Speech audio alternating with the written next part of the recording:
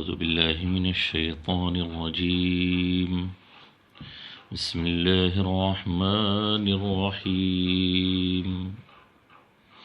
ألف لام ميم. ذلك الكتاب لا ريب فيه هدى للمتقين.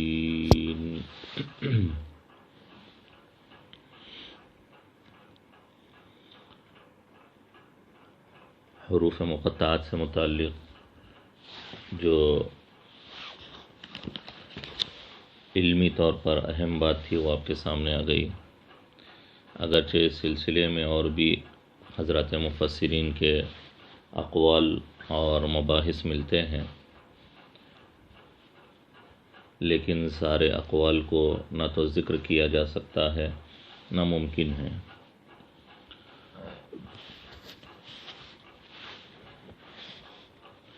آگے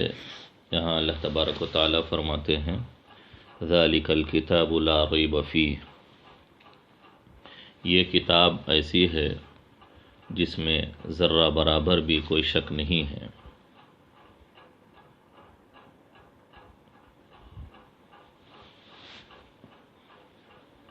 قرآن کریم میں اللہ نے یہاں پر ذالکہ کا لفظ استعمال کیا ہے جو حقیقت میں اشارہ بعید کے لیے استعمال ہوتا ہے. وہ یعنی کسی دور کی چیز کو بتانے کے لیے اور دور کی چیز کی طرف اشارہ کرنے کے لیے ذالکہ کا لفظ استعمال ہوتا ہے. حالانکہ اصولی اعتبار سے ھذا الکتاب یہاں پر ہونا چاہیے، یہ کتاب ایسی ہے جس میں کوئی شک نہیں، لیکن ھذا الکتاب کے بجائے ذالکہ کا لفظ یہاں استعمال کیا گیا ہے. یہ لفظ یہاں ذالکہ کے اس میں اشارہ بعید کے ساتھ کیوں استعمال کیا گیا ہے؟ اس کی بہت ساری مفسرین نے وجوہات بیان کی ہے، جن میں سے چند اہم اور ضروری وجوہات آپ کے سامنے آ جائے گی. لیکن اس سے پہلے یہ بات سمجھ لینا چاہیے کہ اس سے اشارہ کس کی طرف کیا جا رہا ہے یعنی اس کا مشار الیہ کون ہے؟ ذالکہ سے جس چیز کی طرف اشارہ کیا جا رہا ہے وہ کیا ہے؟ تو اکثر مفسرین کا یہ ماننا ہے کہ ذالکہ سے اشارہ ہے اللہ تبارک و تعالیٰ کے اس وعدے کی طرف جو اللہ نے ابتدائی صورتوں کے اندر نبی پاک صلی اللہ علیہ وسلم سے فرمایا تھا. خاص طور پر سورہ مزمل جو ابتدائی نزول کے اعتبار سے ابتدائی صورتوں میں سے ہے، اللہ نے وہاں فرمایا تھا انا سنلقی علیک قولا ثقیلا، ہم عنقریب آپ کے اوپر بہت بھاری کلام اتارنے والے ہیں اور بھیجنے والے ہیں. انا سنلقی علیک قولا ثقیلا، قول ثقیل بڑا بھاری کلام، بڑا بھاری قول آپ کی طرف بھیجنے والے ہیں. یہ جو اللہ نے ابتدا میں نبی پاک صلی اللہ علیہ وسلم سے وعدہ کیا تھا، تو اسی بھاری قول اور قول ثقیل کی طرف ذالکہ کے ذریعے اشارہ کیا گیا ہے کہ وہ کتاب جس کا وعدہ ہم نے کیا تھا آپ سے، اس کتاب کے اندر کوئی شک نہیں ہے. تو لہذا ذالکہ سے اشارہ کیا جا رہا ہے اس وعدہ ربانی کی طرف جو ابتدائی دور مکی میں اللہ نے اپنے نبی سے فرمایا تھا. اکثر مفسرین کا یہی ماننا ہے اور بعض مفسرین کا یہ بھی ماننا ہے کہ اس وعدہ ربانی کی طرف اس میں اشارہ ہے جو گزشتہ کتابوں کے اندر اللہ نے انبیاء سابقین کی زبانی کتب سماویہ میں نبی پاک صلی اللہ علیہ وسلم کی پیشن گوئی کے ساتھ یہ بھی بات بتا دی تھی کہ ہم اس رسول کو آخری زمانے میں بھیجیں گے جن کی صفات یہ ہوگی اور ان کے اوپر ہم ایک کتاب نازل کریں گے اور ان کو بھی ایک کتاب دی جائے گی۔ تو کتب سماویہ میں جو نبی پاک صلی اللہ علیہ وسلم پر کتاب کے اتارے جانے کا جو وعدہ کیا گیا ہے، اس وعدے کی طرف گویا اس میں ذالکہ کے ذریعے اشارہ کیا گیا ہے۔ یہ دو قول اس سلسلے میں زیادہ راجح ہیں، باقی اور بھی اقوال ذالکہ کے مشار الیہ کے سلسلے میں ملتے ہیں، لیکن وہ زیادہ وجیح نہیں بن سکتے، زیادہ مناسب نہیں بن سکتے قابل قبول ہونے کے اعتبار سے یا ترجیح کے اعتبار سے۔ یہ دو جو ہے اقوال زیادہ مناسب رہیں گے ذالکہ کے مشار الیہ کے سلسلے میں۔ بعض مفسرین نے یہ بھی مانا ہے کہ ذالکہ سے سابق میں، یعنی سورت سے پہلے جو سورت آئی ہے سورہ فاتحہ، اس سورہ فاتحہ میں جو صراط مستقیم کی بات کہی گئی ہے کہ اہدنا الصراط المستقیم، اے پروردگار عالم، اے رب العالمین، ہم کو صراط مستقیم کا راستہ بتائیے، اس کی ہدایت فرمائیے، تو اللہ تبارک و تعالی نے ذالک الکتاب لا ریب فیہ کہہ کر گویا اس صراط مستقیم کی طرف اشارہ کیا ہے کہ اے بندو، جس صراط مستقیم کا تم نے مطالبہ کیا تھا، وہ الکتاب، وہ صراط مستقیم کیا ہے؟ الکتاب، وہ کتاب ہے جس میں کوئی شک نہیں، جس کو ہم یہاں پر اتار رہے ہیں، یعنی قرآن کریم۔ گویا صراط مستقیم کی تفسیر اللہ نے فرما دی ہے اور ذالک الکتاب کے ذریعے بات بتا دی ہے کہ تم نے جو صراط مستقیم چاہا تھا، وہ صراط مستقیم ہم تم کو اس کتاب کی شکل میں دیتے ہیں جس میں کوئی شک نہیں ہے۔ ایسے بھی ہو سکتا ہے اور ممکن ہے ترتیب کے اعتبار سے کہ ذالکہ کا اشارہ صراط مستقیم کی طرف ہو جو سابق میں سورہ فاتحہ کے اندر آیا ہوا ہے۔ اور بعض مفسرین کا یہ ماننا ہے کہ الف لام میم کی طرف ذالکہ کا اشارہ ہے، لیکن اس قول کے اندر تعویل کرنا پڑے گا اور کچھ تعویل کر کر اس کو صحیح بنانا پڑے گا۔ اسی لیے محققین جو ہے مفسرین میں سے، انہوں نے الف لام میم کی طرف ذالکہ کے اشارے کو ماننے سے تھوڑا سا تردد کا اظہار فرمایا ہے، اس کو پسند نہیں کیا ہے، اگرچہ کتب کے اندر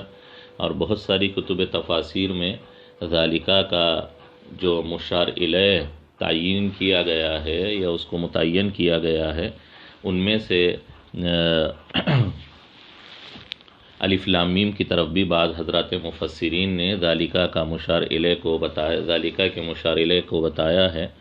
لیکن چونکہ اس میں تعویل کرنا پڑے گا، اس میں تھوڑا سا جو ہے آگے پیچھے کرنا پڑے گا تو وہ بات صحیح ہوگی، اور بہتر یہ ہوتا ہے کہ جہاں پر بغیر تعویل کے بات صحیح ہو جائے وہ زیادہ بہتر ہوتا ہے۔ صرف تذکرہ کے طور پر آپ کے سامنے ذکر کیا جا رہا ہے کہ کیسے تعویل کرنی پڑے گی، اگرچہ وہ قول اتنا زیادہ قابل ترجیح نہیں ہے، لیکن صرف ایک علمی حد تک اس کو آپ کے سامنے ذکر کیا جا رہا ہے کہ بعض مفسرین نے مانا ہے کہ ذالکہ کا اشارہ الف لام میم کی طرف ہے، یعنی المؤلف من هذه الحروف، ان حروف سے جو مرکب ہے اور ان حروف سے بنا ہوا جو کلام ہے اس کی طرف گویا ذالکہ سے اشارہ کیا جا رہا ہے، یا سورۃ الف لام میم کی طرف اشارہ کیا جا رہا ہے کہ سورہ الف لام میم جو ہے وہ ایسی کتاب ہے جس میں کوئی شک نہیں ہے۔ گویا اب آپ یوں کہہ سکتے ہیں کہ سورہ الف لام میم کو جو کہ جز ہے کتاب اللہ کا، جز بول کر کل مراد لیا گیا ہے۔ ایسا ہوتا ہے کہ جز بولا جائے اور کل مراد لیا جائے، تو گویا سورۃ الف لام میم وہ کتاب ہے، یعنی جز بول کر کل مراد لیا گیا ہے، اسی قبیل سے ہوگا۔ یا جیسے میں نے بات بتا دی کہ المؤلف من هذه الحروف کی طرف، یا المنزل من هذه الحروف، ان حروف میں سے جو نازل کیا گیا ہے اس کی طرف، تو خیر بہرحال الف لام میم کی طرف ذالکہ کا اشارہ کرنے میں تعویل کرنی پڑے گی، تعویل کے بعد بات صحیح ہوگی، اور ایسا قول جو بغیر تعویل کے صحیح ہو جائے وہ زیادہ ترجیح کے قابل ہوتا ہے، راجح ہوتا ہے۔ اسی لیے میں نے آپ کے سامنے بات بتائی کہ یہ اتنا زیادہ قابل ترجیح اور قابل قبول نہیں ہو سکتا۔ ہاں ہے، اقوال ذکر کیے جانے کے اعتبار سے یہ بھی ایک قول ہے، لیکن راجح بات وہی ہے جو شروع میں آپ کے سامنے ذکر کر دی گئی کہ یا تو اس کو اللہ کے وعدے کی طرف لوٹایا جائے جو انا سنلقی علیک کے اندر بتایا گیا ہے، یا اس کو جو ہے کتب سماویہ میں جو اللہ نے وعدہ فرمایا ہے انبیاء علیہم الصلاۃ والسلام کی زبانی اس کی طرف جو ہے اس کو لوٹایا جائے۔ اب مسئلہ یہ ہے کہ راجح قول کے مطابق جو ہے ذالکہ کے ذریعے اس کی طرف اشارہ کر کر بات بتائی گئی ہے۔ میں نے بات بتائی کہ اصولی اعتبار سے یہاں پر ھذا کتاب ہونا چاہیے، تو ذالکہ کیوں لایا گیا ہے؟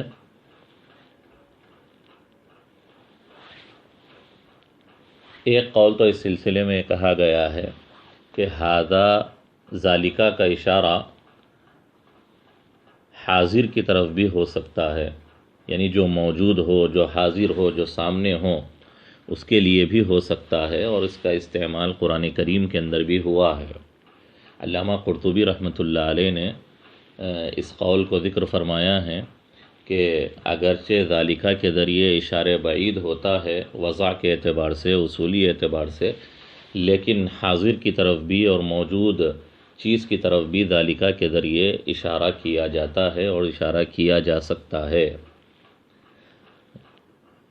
ذالک عالم الغیب والشہادہ، قرآن کریم کے سورہ الف لام میم سجدہ کے اندر یہ آیت آئی ہے جہاں پر ذالک عالم الغیب کہہ کر اللہ کی طرف اشارہ کیا گیا ہے۔ یہاں پر بھی وہ ھذا کے معنی میں ہے، حاضر کے معنی میں ہے، یعنی یہ عالم الغیب اللہ جو علم غیب رکھنے والے ہیں۔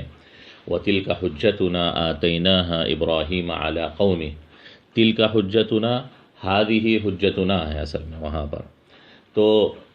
کبھی کبھی ایسا ہوتا ہے کہ یہ ذالکہ یا تلکہ جو اس میں اشارہ بعید کے لیے آتا ہے اس سے اشارہ کیا جائے حاضر کی طرف، موجود چیز کی طرف، اور اس طرح ہونا قرآن کریم سے بھی ثابت ہے۔ دو تین آیتیں علامہ قرطبی رحمۃ اللہ علیہ نے ذکر کی ہے، یہی ذالک عالم الغیب والشہادۃ العزیز الرحیم یہ آیت، اور اسی طرح وَتِلْكَ حُجَّتُنَا آتَيْنَاهَا إِبْرَاهِيمَ عَلَىٰ قَوْمِهِ،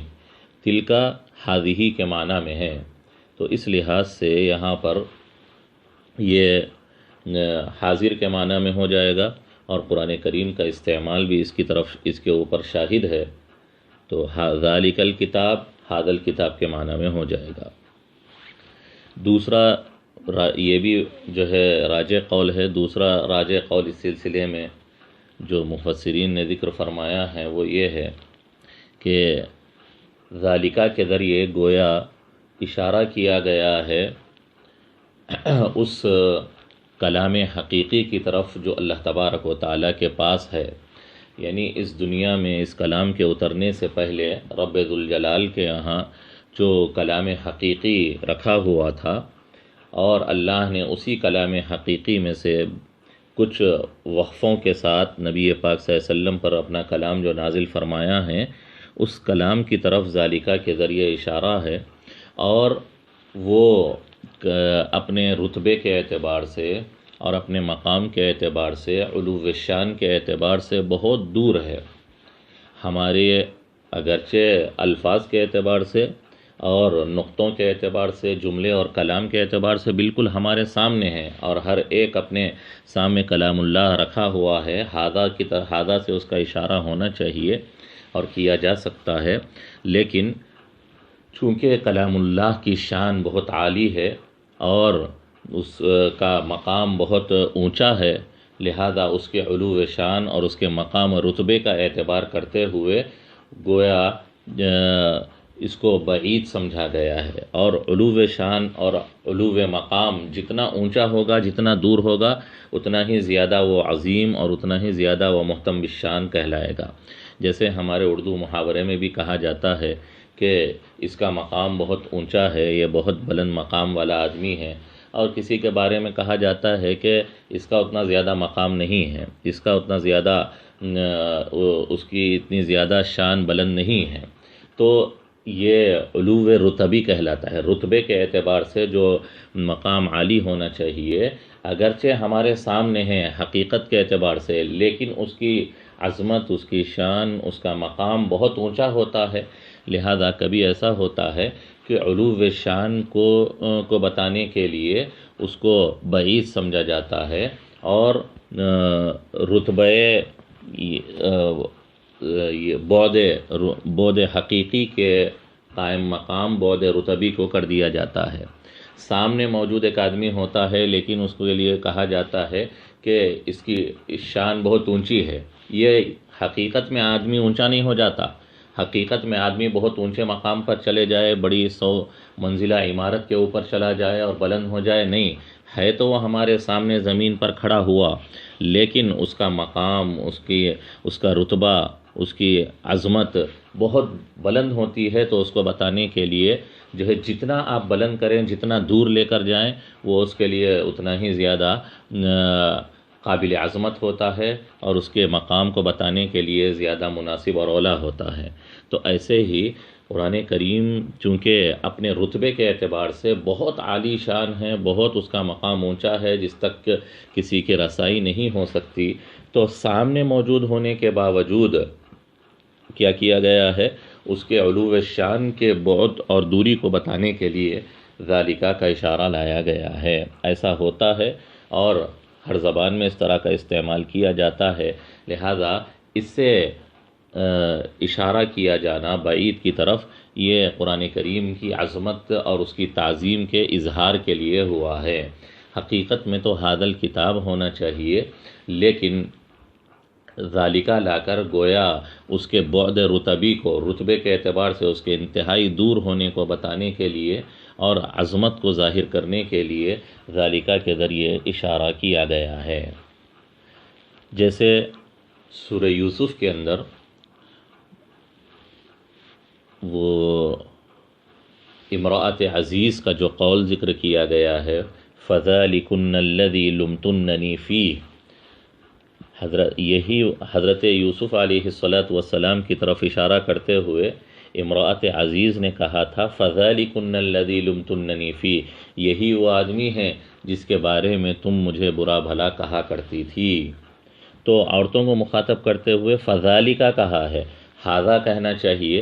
لیکن ذالکہ کے اشارے سے بات کہی گئی ہے۔ وہاں پر بھی بعینی ہی وہی بات ہے کہ بعد حقیقی کے قائم مقام بعد رتبی کو کیا گیا ہے۔ سامنے موجود یوسف علیہ السلام ہونے کے باوجود ذالکہ کا اشارہ کر کر گویا یہ بتایا گیا ہے کہ ان کا مقام بہت اونچا ہے، رتبے کے اعتبار سے بہت اونچے مقام کے یہ آدمی ہیں جن کے بارے میں تم مجھے کوس رہی تھی اور برا بھلا کہہ رہی تھی۔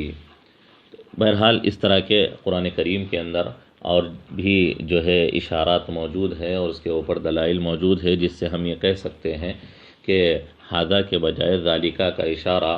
اس اعتبار سے لایا گیا ہے کہ قرآن کریم کی عظمت ظاہر ہو اور اس کا جو ہے بعد رتبی ظاہر ہو، اگرچہ حقیقت کے اعتبار سے اور اگرچہ حقیقت کے اعتبار سے یہ بالکل ہمارے سامنے ہی موجود ہے۔ اور بعض حضرات مفسرین نے یہ کہا ہے کہ چونکہ اللہ تبارک و تعالیٰ کے پاس سے یہ کلام اترا ہے اور ہمارے پاس آیا ہے، تو اللہ کے پاس سے اس کا نزول ہونا اور ہمارے پاس آنا یہ چونکہ ایک دور مقام سے ہوا ہے، اس اعتبار سے ایسی صورت میں یہ بعد حقیقی ہوگا کہ اللہ کے پاس سے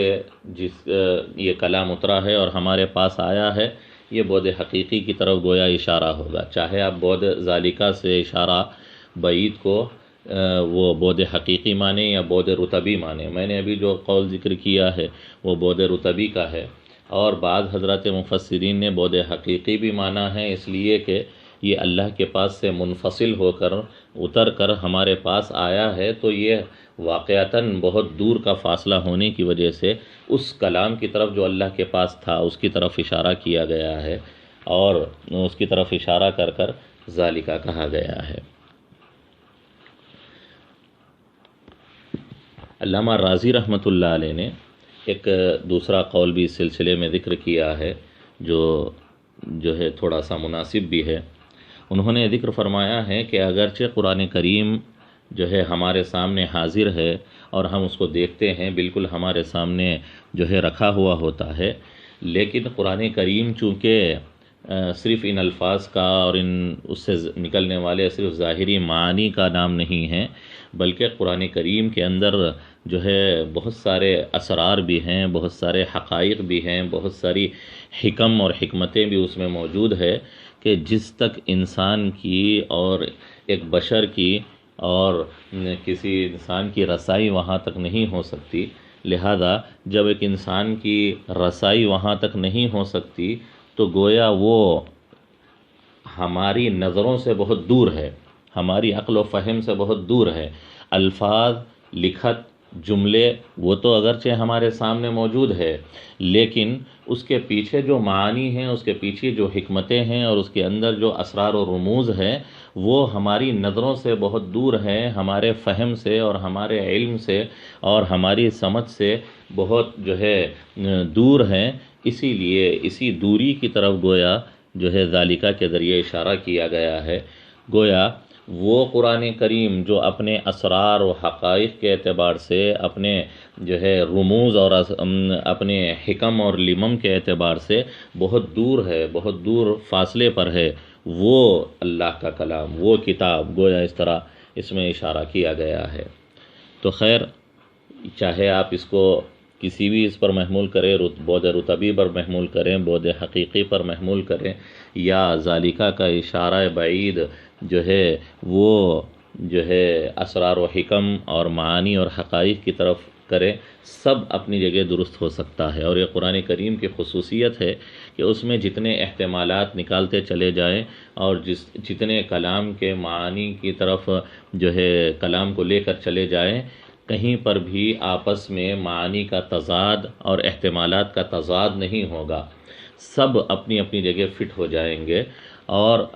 علامہ آلوسی رحمۃ اللہ علیہ نے ایک بات ذکر فرمائی ہے، ایک کہاوت اور محاورہ ہے، حدث عن البحر ولا حرج، سمندر کی طرف، سمندر سے جو چاہے آپ جو ہے بیان کرو، یعنی قرآن کریم گویا ایک سمندر ہے، اس میں سے آپ جتنا چاہے معانی، حقائق، اسرار و رموز نکال کر جتنا چاہے آپ بیان کرو، کوئی حرج نہیں ہے، کوئی مضائقہ نہیں ہے، کوئی قول دوسرے قول سے نہیں ٹکرائے گا، کوئی قول دوسرے قول سے متزاحم نہیں ہوگا۔ ایسا نہیں ہوگا کہ ایک قول کو لے لیں تو ہم دوسرا قول نہیں لے سکتے، کیوں؟ اس لیے کہ دونوں میں تضاد ہو رہا ہے، چاہے تو آپ یہ لیں، چاہے تو آپ وہ لیں، ایسا کلام اللہ میں نہیں ہو سکتا۔ کسی چیز کی گہرائی کو، کسی چیز کی کثرت کو بتانے کے لیے عربی زبان میں یہ محاورہ استعمال ہوتا ہے، حدث عن البحر ولا حرج، کہ آپ جو ہے سمندر کے سلسلے میں یا سمندر کے بارے میں یا سمندر کے اندر سے جتنی چیزیں آپ نکالتے چلے جائیں اور بیان کرتے چلے جائیں، آپ کو جو ہے کوئی تنگی نہیں ہوگی بیان کرنے میں، کوئی مضائقہ نہیں ہوگا، کوئی مسئلہ پیش نہیں آئے گا، آپ جتنا چاہیں بیان کرتے چلے جائیں۔ تو ایسے ہی ذالکہ کے ذریعے جو اشارے کیے گئے ہیں اور اس کے سلسلے میں جو اقوال ذکر کیے گئے ہیں، وہ قرآن کریم کے علوم کا ایک چھوٹا سا حصہ ہے، اس میں آپ جتنا بیان کرتے چلے جائیں اور اس کے جتنے اقوال نکالتے چلے جائیں، نکلتے ہی چلے جائیں گے، اور سب اپنی اپنی جگہ فٹ رہیں گے، سب اپنی اپنی جگہ صحیح اور منطبق رہیں گے۔ ایسا نہیں ہے کہ ایک قول کو لے لیں تو دوسرا قول نہیں لیا جا سکتا، یا دوسرے کو لے لیں تو پہلے کو نہیں لیا جا سکتا، اس میں بالکل تضاد حقیقی ہو اور تزاحم حقیقی ہو، ایسا نہیں ہے۔ لہذا چاہے آپ یہ لے لیں، چاہے آپ یہ لے لیں، چاہے آپ یہ لے لیں، چاہے آپ یہ قول لے لیں، سب کے سب وہاں پر فٹ رہیں گے، سب کے سب بیک وقت بھی منطبق ہو سکتے ہیں۔ اور یہی قرآن کریم کی خصوصیت ہے کہ ایک کلام ہوتا ہے لیکن اس کے معانی محتملہ، یعنی ایسے معنی جس کا احتمال اس ایک آیت کے اندر، ایک لفظ کے اندر ہوتا ہے، کئی سارے احتمالات ہو سکتے ہیں اور سب احتمالات اپنی اپنی جگہ فٹ اور منطبق ہو سکتے ہیں. کوئی ایک احتمال دوسرے احتمال کے ایسے مخالف نہیں ہوگا کہ دوسروں کو چھوڑ دینا پڑے. خیر، تو اتنی بات سامنے آئی کہ ذالکہ کے ذریعے جو ہے جو اشارے بعید کیے گئے ہیں وہ مختلف چیزوں کی طرف کی گئی ہے. اسی لیے دیکھیں آپ کہ میں نے جو بات کہی کہ ذالکہ کے ذریعے جو ہے ہمارے اعتبار سے چونکہ اللہ کے پاس جو کلام تھا وہ بہت دور ہے، اسی لیے اس دوری کی طرف اشارہ کرنے کے لیے ذالکہ لایا گیا ہے. اور کہیں پر قرآن کریم میں ھذا کتاب انزلناہ، جیسے سورہ انعام کے اندر اللہ نے ذکر کیا ھذا کتاب انزلناہ، وہاں پر ھذا کا اشارہ آیا ہے، تو گویا وہاں پر اللہ نے ما عند اللہ، اللہ کے نزدیک، اللہ کے پاس جو کلام تھا اس کی طرف ھذا سے اشارہ کیا ہے. اور یہاں ذالکہ کا جو اشارہ ہے وہ بندوں کے اعتبار سے ہے کہ اللہ کے پاس جو کلام ہے وہ ہمارے اعتبار سے بہت دور ہے، اسی لیے ذالکہ کا اشارہ ہے. اور ھذا کتاب انزلناہ میں ھذا کا اشارہ اس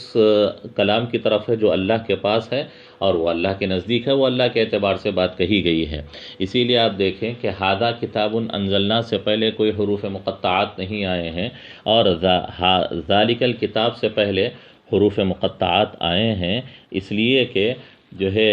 یہ حروف مقطعات ہمارے اعتبار سے ہے. اور ھذا کتاب انزلناہ میں جہاں ھذا سے اشارہ کیا گیا ہے وہاں پر حروف مقطعات نہیں لائے گئے ہیں، اس لیے کہ وہ حروف کی تختی اور حروف کو توڑ توڑ کر پڑھنا وہ ہمارے اعتبار سے ہے، اللہ کے اعتبار سے نہیں ہے. اللہ کے نزدیک وہ ایک کلام ہے، کلام کا حصہ ہے اور اس کے کچھ معانی ہیں، اسی لیے وہاں پر کوئی ایسا جو ہے نہیں لایا گیا ہے. اور ذالکہ الکتاب لا ریب فیہ سے حروف مقطعات اس سے پہلے لائے گئے ہیں کہ یہ ہمارے اعتبار سے، تو گویا ایک مناسبت ہوئی کہ الف لام میم ذالک الکتاب لا ریب فیہ، الف لام میم حروف مقطعات لائے گئے ہیں، وہ ہمارے اعتبار سے وہ جو ہے ایک ایک لفظ کو، ایک ایک حرف کو توڑ توڑ کر جو ہے ہم اس کو پڑھتے ہیں، اس کے معنی کو ہم نہیں جانتے. اس کے بعد ذالکہ لایا گیا یہ بتانے کے لیے کہ وہ کلام جو ہمارے اعتبار سے بہت دور ہیں، اس لیے ھذا کتاب انزلناہ وہ اللہ کے پاس ہے اور وہاں پر کوئی حروف مقطعہ نہیں لایا گیا ہے، اس لیے کہ اللہ کے پاس جو الف لام میم ہے وہ نہ تو اس کے اندر تقطیع ہوتی ہے، نہ اس کے ٹکڑے ٹکڑے کیے جاتے ہیں، اور نہ ہی ایسا ہے کہ اللہ کو اس کا علم نہ ہو، ایسی بات بھی نہیں ہے. اسی لیے دو مقامات پر فرق کیا گیا ہے. خیر، اس کے بعد ذالکہ کے بعد الکتاب لایا گیا ہے. الف لام کے ساتھ الکتاب، اس کے اوپر الف لام داخل ہوا ہے. کسی چیز کے کمال کو اور کسی چیز کے پورے جو ہے احاطے اور جنسیت کو بتانے کے لیے بھی الف لام کا استعمال عربی زبان میں ہوتا ہے. گویا یہ بات بتائی گئی کہ یہ ایسی کتاب، کامل کتاب، جامع کتاب ہے کہ بس یہی کتاب کہلانے کے قابل اور لائق ہے، باقی چیزیں اور باقی کتب اس کے سامنے اس قابل نہیں ہیں کہ ان کو کتاب کہا جائے. جیسے کہا جاتا ہے کہ انت الرجل، تم ہی آدمی ہو، یعنی رجولیت اور آدمی ہونے اور مرد ہونے کی جو خصوصیات، جو صفات ہونے چاہیے وہ کمال درجے میں، اتم درجے میں تمہارے اندر موجود ہے. تمہارے علاوہ کوئی اس قابل نہیں ہے کہ اسے مرد کہا جائے. تو ایسے ہی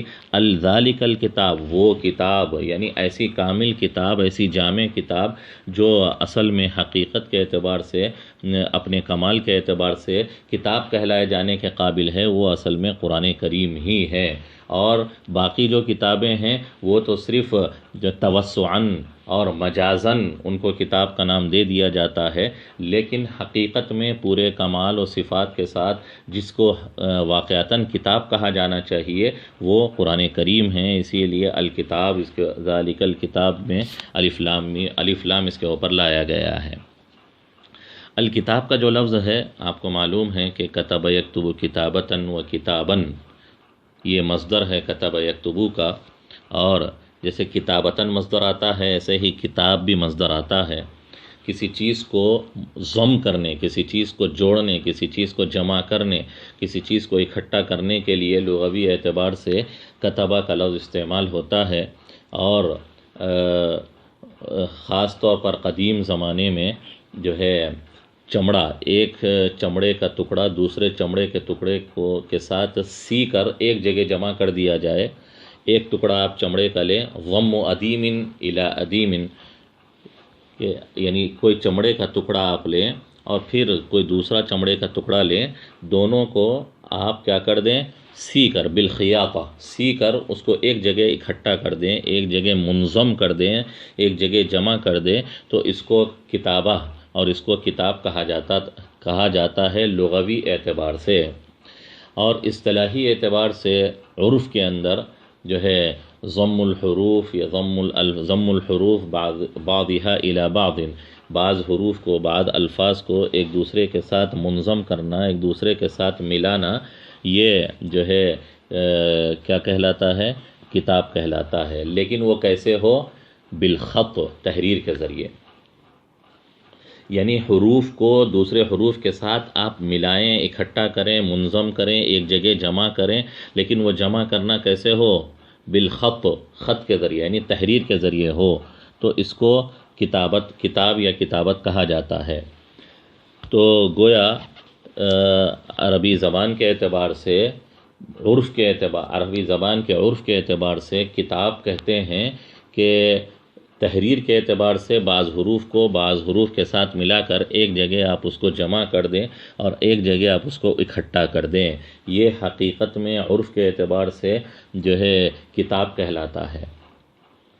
اور کبھی کبھی مجاز کے طور پر اور توسع کے طور پر جو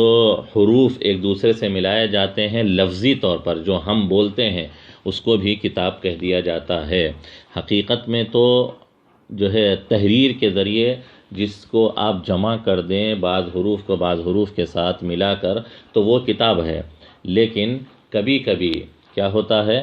زبان سے نکلے ہوئے الفاظ جو ہوتے ہیں اور الفاظ میں جو حروف ہوتے ہیں اس کو ایک دوسرے کے ساتھ ملانے کے لیے بھی کیا کر لیا جاتا ہے،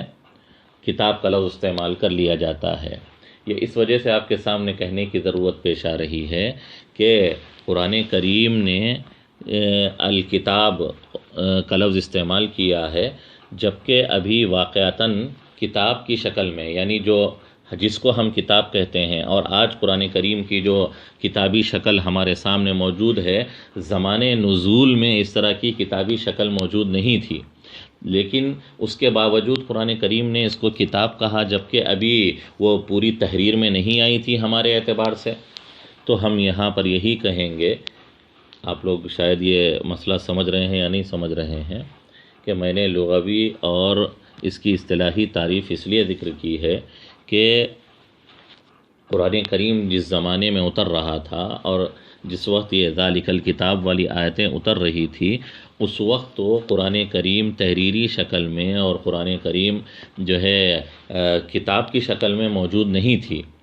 اور اس کو باقاعدہ ایک جگہ لکھ کر کتابی شکل نہیں دی گئی تھی۔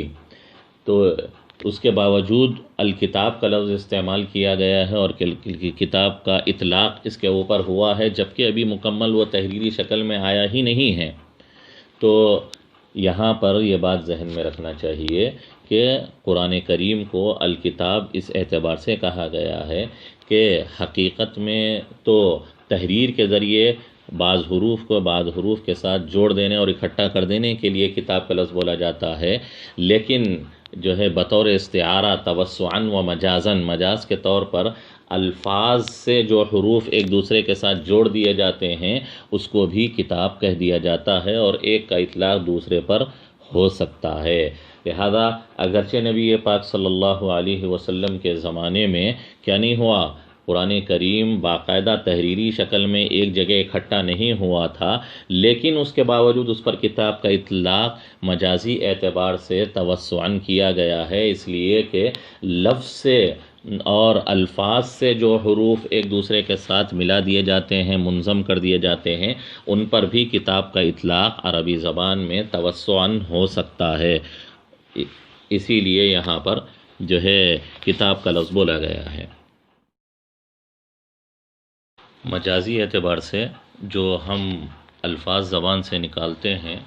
اور الفاظ میں جو حروف ایک دوسرے سے ملے ہوئے اور جڑے ہوئے اور جو منظم ہوتے ہیں، اس کو بھی مجازی اعتبار سے کتاب کا لفظ اس کے لیے بھی استعمال ہوتا ہے۔ اب خلاصہ یہ نکلا کہ چاہے تحریر کے ذریعے ہو، چاہے وہ الفاظ کے ذریعے ہو، جو حروف ایک دوسرے سے مل کر ایک جگہ ہو جاتے ہیں ان کے اوپر کتاب کا اطلاق کیا جاتا ہے۔ اسی لیے نبی پاک صلی اللہ علیہ وسلم کے اوپر قرآن کریم کا جو نزول ہو رہا تھا اور اس کی جو تلاوت ہو رہی تھی زبانوں سے اور نبی کی اور صحابہ کی، اگرچہ پورا قرآن ایک جگہ باقاعدہ محفوظ ہو کر کتابی شکل میں اور تحریری شکل میں نہیں آیا تھا، لیکن اس کے باوجود اس پر الکتاب کا اطلاق کیا جانا وہ عربی زبان میں مجازی اعتبار سے درست ہوا اور اس کا اطلاق ٹھیک ہوا۔ ایک اور بعض مفسرین نے یہ مانا ہے کہ پہلے آپ یہ سمجھ جائیں میں کیوں اس کو سمجھا رہا ہوں، آگے آپ کو بتاؤں گا۔ اور بعض مفسرین نے یہ مانا ہے کہ یہ تسمیۃ الشیء باسم ما یعول کے اعتبار سے، یعنی آگے چل کر چونکہ یہ کتاب بننے والی ہے اور آگے چل کر اس کو باقاعدہ تحریر اور خط کی شکل میں جمع کیا جانے والا ہے، اسی لیے آگے کے اعتبار سے اس کا نام ابھی کتاب رکھ دیا گیا ہے۔ اسی کو کہا جاتا ہے تسمیۃ الشیء باسم ما یعول، کسی چیز کا نام آگے چل کر جو نتیجہ اور انجام بنے گا، نکلے گا، اس کے اعتبار سے نام رکھ دیا جائے، اور ایسا عربی زبان کے اندر ہوتا ہے اور قرآن کریم کے اندر بھی ایسا استعمال ہوا ہے کہ جو ہے انی ارانی اعصر خمرا، جو سورہ یوسف کے اندر بات آئی ہے کہ قید خانے میں ایک قیدی نے حضرت یوسف علیہ السلام کے سامنے اپنا خواب بیان کرتے ہوئے یہ بات کہی تھی کہ میں خواب میں اپنے آپ کو دیکھ رہا ہوں کہ میں خمر نچوڑ رہا ہوں، حالانکہ وہاں پر انی ارانی اعصر عنبا ہونا چاہیے کہ میں انگور نچوڑ کر شراب بنا رہا ہوں، لیکن وہاں پر یہاں اسی اعتبار سے کہ انگور کو نچوڑ کر چونکہ انجام کے اعتبار سے وہ خمر اور شراب بنایا جاتا ہے، اسی اعتبار سے تسمیۃ الشیء باسم ما یعول کی حیثیت سے وہاں پر خمرہ کا استعمال کیا گیا ہے۔ ایسے ہی اگرچہ اب تحریر کی شکل میں مکمل کتاب کی شکل میں قرآن کریم نہیں آیا ہے، لیکن آگے چل کر اس کو مکمل کتابی شکل دی جانے والی ہے اور تحریر میں اس کو مکمل جمع کر لیا جانے والا ہے، اسی لیے اس کو الکتاب کہا گیا ہے۔ ایک دوسرا قول۔ تیسرا قول آپ لے لیں کہ الکتاب یہ ابھی فی الوقت ہمارے اعتبار سے نہیں بلکہ اللہ کے پاس چونکہ کتابی شکل میں پورا قرآن محفوظ ہے اور اللہ کے پاس لکھا ہوا ہے، صرف وہ کلامی شکل میں نہیں بلکہ اللہ کا کلام تحریری شکل میں بھی اللہ کے پاس محفوظ ہے، تو گویا الکتاب سے اس کی طرف اشارہ ہے۔ یہ تین قول آپ اس اعتبار سے ذہن میں رکھیں کہ ہمارے زمانے میں جو منکرین حدیث ہے، جو اپنے آپ کو اہل قرآن کہتے ہیں، وہ یہ کہتے ہیں کہ جیسے توریت اور انجیل باقاعدہ کتابی شکل میں نبی اپنے انبیاء کو دے دی گئی تھی، ایسے ہی ان لوگوں کا ماننا یہ ہے کہ قرآن بھی اسی طرح تحریری شکل میں نبی پاک صلی اللہ علیہ وسلم کو دیا گیا تھا، بعد میں چل کر اس کو کتاب میں محفوظ کیا گیا، بعد میں چل کر اس کو تحریروں میں لایا گیا، ایسا نہیں ہے۔ وہ لوگ قرآن کریم کی انہی آیات سے استدلال کرتے ہیں کہ جیسے توریت اور انجیل کے لیے کتاب کا لفظ استعمال کیا گیا ہے قرآن کریم کے اندر، اور یہ کہا گیا ہے کہ ہم نے موسیٰ کو کتاب دی، ہم نے عیسیٰ علیہ السلام کو کتاب دی، ایسے ہی نبی پاک صلی اللہ علیہ وسلم کے بارے میں بات کہی گئی ہے کہ ہم نے محمد کو کتاب دی اور یہ کتاب ہم نے نازل کی، اور کتاب کہتے ہیں باقاعدہ جو تحریر میں آ جائے، جو تحریری شکل میں ہو، اس کو کتاب کہا جاتا ہے۔ تو ان کا ماننا یہ ہے کہ نبی پاک صلی اللہ علیہ وسلم کو بھی کتاب دی گئی اور تحریری شکل میں دی گئی، جیسے توریت اور انجیل ایک باقاعدہ لکھت کی شکل میں، باقاعدہ تحریری شکل میں حضرت موسیٰ اور حضرت عیسیٰ علیہ السلام کو دی گئی تھی، اسی طرح نبی پاک صلی اللہ علیہ وسلم کو بھی دی گئی تھی۔ یہ کہنا کہ قرآن کریم جو ہے اترا اور مختلف جگہوں پر اس کی تلاوت چلتی رہی اور مختلف ٹکڑوں پر اس کو لکھا جاتا جاتا رہا، پھر صحابہ کے زمانے میں جا کر اس کو کتابی شکل دی گئی، اس کے پورے ٹکڑوں کو محفوظ کر کر ایک جگہ جمع کیا گیا۔ یہ منکرین حدیث اس کو نہیں مانتے۔ کیوں نہیں مانتے؟ اس کی بنیادی وجہ یہ ہے کہ وہ لوگ چونکہ احادیث کا انکار کرتے ہیں، اور جب احادیث کا انکار کرتے ہیں تو ان سے کہا جاتا ہے، اور ہم ان سے کہتے ہیں کہ بھائی جیسے قرآن کریم نبی کے زمانے میں ایک جگہ اکٹھا اور محفوظ نہیں تھا، اسی طرح احادیث بھی ایک جگہ اکٹھی اور محفوظ نہیں تھی۔ جیسے قرآن کریم حضرات صحابہ کے دور میں جو ہے محفوظ کی گئی ہے، اور صحابہ کے دور میں اس کو ایک جگہ مختلف ٹکڑوں کو جمع کر کر اس کو کتابی شکل دی گئی اور اس کو مرتب کیا گیا، ایسے ہی احادیث کے ساتھ بھی ہوا ہے۔ وہ لوگ کہتے ہیں کہ احادیث محفوظ نہیں ہیں، اسی لیے ہم حدیثوں کو حجت نہیں مانتے۔ منکرین حدیث کا یہ ماننا ہے کہ احادیث حجت نہیں ہے، صرف قرآن حجت ہے۔ اور قرآن حدیث حجت کیوں نہیں ہے، دلیل کیوں نہیں ہے؟ تو ان لوگوں کا ماننا یہ ہے کہ حدیثیں محفوظ نہیں۔ ارے بھائی کیوں محفوظ نہیں؟ تو کہتے ہیں کہ وہ جو ہے مکتوب نہیں، وہ لکھی ہوئی شکل میں نہیں تھی، اسی لیے محفوظ نہیں رہی۔ تو ہم ان سے کہتے ہیں کہ اگر آپ یہ مانتے ہیں اور آپ یہ دلیل دیتے ہیں کہ کسی چیز کے محفوظ ہونے کے لیے اس کا مکتوب ہونا، اس کا لکھا ہوا ہونا ہی ذریعہ ہے، تو پھر یہ بات تو قرآن پر بھی آئے گی کہ قرآن بھی نبی کے زمانے میں ایک جگہ لکھا ہوا نہیں تھا اور ایک جگہ اکٹھا نہیں تھا، اور ایک جگہ میں جو ہے اس کو باقاعدہ کتابی شکل دے کر ایک جگہ جمع نہیں کیا گیا تھا، وہ صحابہ کے دور میں ہوا ہے، تو پھر قرآن بھی محفوظ نہیں ہونا چاہیے۔ تو اس کا وہ لوگ یہ جواب دیتے ہیں کہ نہیں، یہ جو کہا جاتا ہے کہ نبی کے زمانے میں قرآن محفوظ نہیں، قرآن مکتوب نہیں تھا یا قرآن ایک جگہ اکٹھا نہیں تھا، یہ قرآن کریم کی آیات اور تصریحات کے خلاف ہے۔ وہ لوگ یہی کہتے ہیں کہ جیسے اور انبیاء سابقین کی کتابوں کو کتاب کہا گیا، ایسے ہی اس قرآن کو بھی کتاب کہا گیا ہے۔ جیسے یہاں کتاب کہا گیا، قرآن میں مختلف مقامات پر قرآن کریم کے اوپر کتاب کا لفظ بولا گیا ہے، کتاب کا اطلاق آیا ہے، اور کتاب کہتے ہیں جو تحریری شکل میں لکھت کی شکل میں ہو، سامنے ہو، اترا ہوا ہو۔ اسی لیے وہ مانتے ہیں کہ قرآن تو محفوظ تھا، اس لیے کہ وہ مکتوب اور لکھت کی شکل میں اس کو نبی کے زمانے میں ہی جمع کر لیا گیا اور محفوظ کر لیا گیا، اور احادیث محفوظ نہیں ہیں اور احادیث حجت نہیں ہیں، اس لیے کہ اس کی لکھت نہیں ہوئی تھی اور اس کو باقاعدہ کتابت کی شکل دے کر محفوظ نہیں کیا گیا تھا۔ تو منکرین حدیث یہ مانتے ہیں کہ قرآن کریم پر چونکہ کتاب کا اطلاق کیا گیا ہے، اسی لیے قرآن کریم نبی کے زمانے میں ہی محفوظ ہو چکا تھا، مکتوب ہو چکا تھا، جمع ہو چکا تھا۔ جیسے اور انبیاء کو کتابی شکل میں، لکھت کی شکل میں ان کو جو ہے کتاب دی گئی، ایسے ہی نبی کو بھی دی گئی تھی۔ تو اسی کا جواب دیا جا رہا ہے، اور اسی لیے آپ کے سامنے بات کہی جا رہی ہے کہ باقاعدہ چونکہ میرے ساتھ اس کا تجربہ بھی ہوا ہے، ایک منکر حدیث سے اور اہل قرآن سے میری باقاعدہ گفتگو ہوئی تھی، اس نے اسی بات کو میرے سامنے پیش کیا تھا کہ بھائی قرآن کریم کو قرآن کے اندر کتاب سے تعبیر کیا گیا، اس کو کتاب اللہ کہا گیا، ذالک الکتاب کہا گیا وغیرہ کہا گیا، تو یہ چیز محفوظ ہے، اور تحریری شکل میں نبی کے زمانے میں ہی اس کو محفوظ کر لیا گیا تھا، احادیث محفوظ نہیں کی گئی تھی، اس لیے وہ حجت نہیں۔ اور جو ہے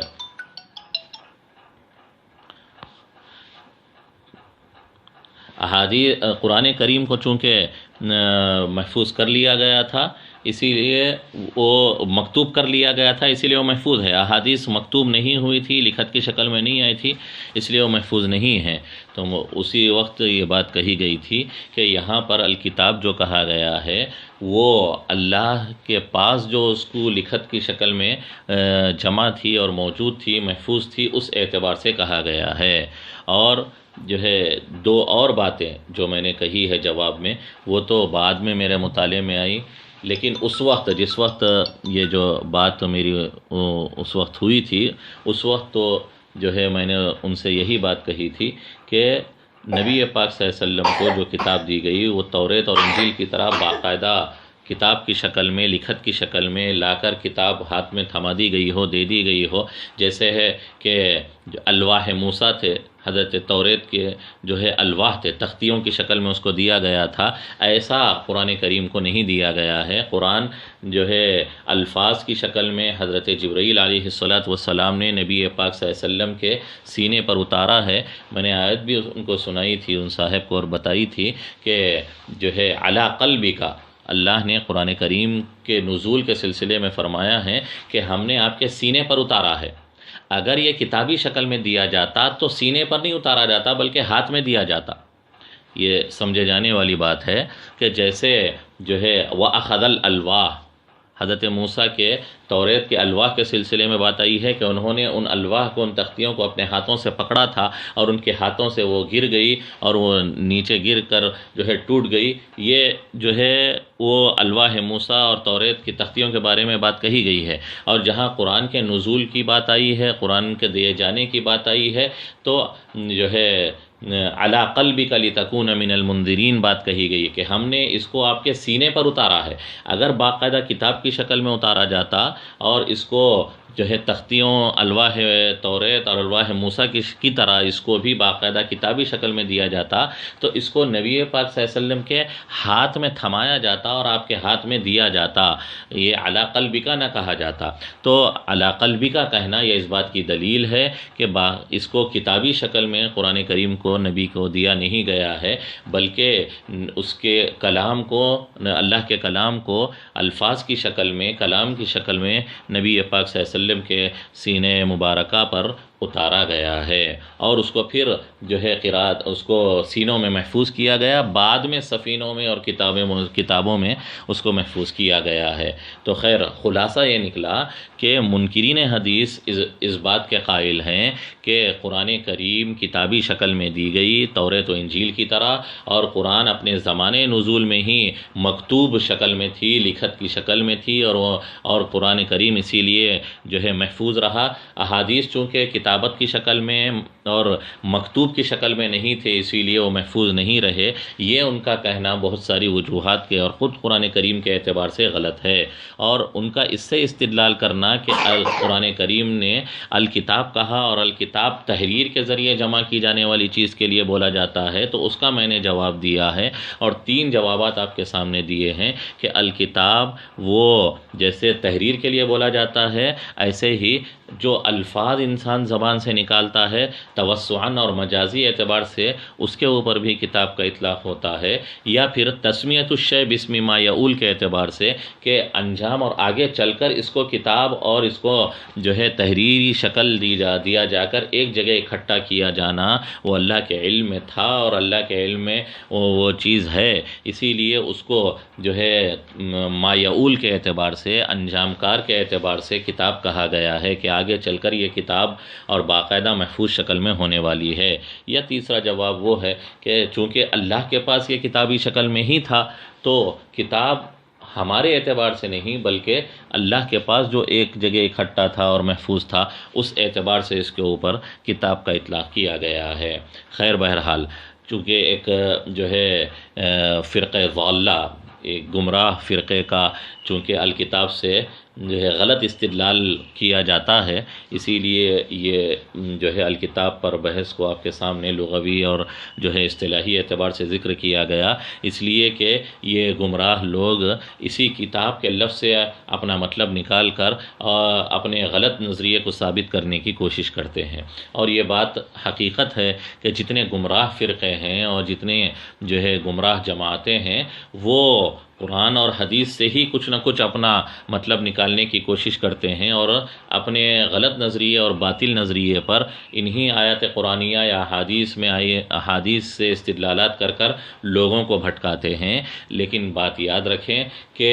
وہ مطلب لفظ تو ان کے لیے ہوتا ہے لیکن مطلب اس کا وہ نہیں ہوتا جو وہ لوگ مراد لیتے ہیں۔ گویا آپ اسے یوں بھی کہہ سکتے ہیں کہ کلمۃ حق ارید بها الباطل، کہ قرآن کو کتاب ضرور کہا گیا ہے لیکن کتاب کس اعتبار سے کہا گیا ہے، انہوں نے جو اس کا مطلب نکالا ہے، انہوں نے جو اس سے مراد نکالی ہے، اس کا جو ہے اس سے اپنی غلط نظریے کے اوپر استدلال کیا ہے، وہ سراسر باطل ہے اور جو ہے سراسر غلط ہے۔ خیر چونکہ اس طرح کی اور بھی جو غلط استدلالات لوگ کرتے ہیں وہ ہماری انشاءاللہ تفسیر میں آتی رہے گی۔ الکتاب کے تحت جو 3 قول آپ کے سامنے ذکر کیے گئے ہیں وہ قول آپ لوگ ذہن میں رکھیں۔ ہو سکتا ہے کہ کسی کو بھی اس طرح کا واسطہ پڑے، اور یہ کوئی جو ہے ایسی بات نہیں ہے کہ صرف علمی حد تک اس کی ضرورت پیش آتی ہو۔ واقعتاً جو ہے امت کے اندر ایسے گمراہ قسم کے لوگ موجود ہیں، خاص طور پر منکرین حدیث جو اپنے آپ کو اہل قرآن کہتے ہیں، ایسی بڑی تعداد میں خود ہمارے شہر کے اندر بھی موجود ہے، اور ایسے ہی بے تکے استدلالات کر لوگوں کو جھانسا دیتے ہیں اور لوگوں کو پھنسانے کی کوشش کرتے ہیں۔ اسی لیے علمی اعتبار سے آپ جواب دینے کے قابل رہیں اور جواب دینے کے اہل رہیں۔ اسی لیے الکتاب کے تحت جو تفصیل ذکر کی گئی ہے وہ آپ ذہن میں رکھیں گے تو انشاءاللہ کبھی ایسے چیزوں سے سامنا پڑنے کی صورت میں کوئی پشیمانی اور شرمندگی اٹھانی نہیں پڑے گی، اور علمی اعتبار سے آپ بہت جو ہے لیس رہیں گے اور محفوظ رہیں گے انشاءاللہ۔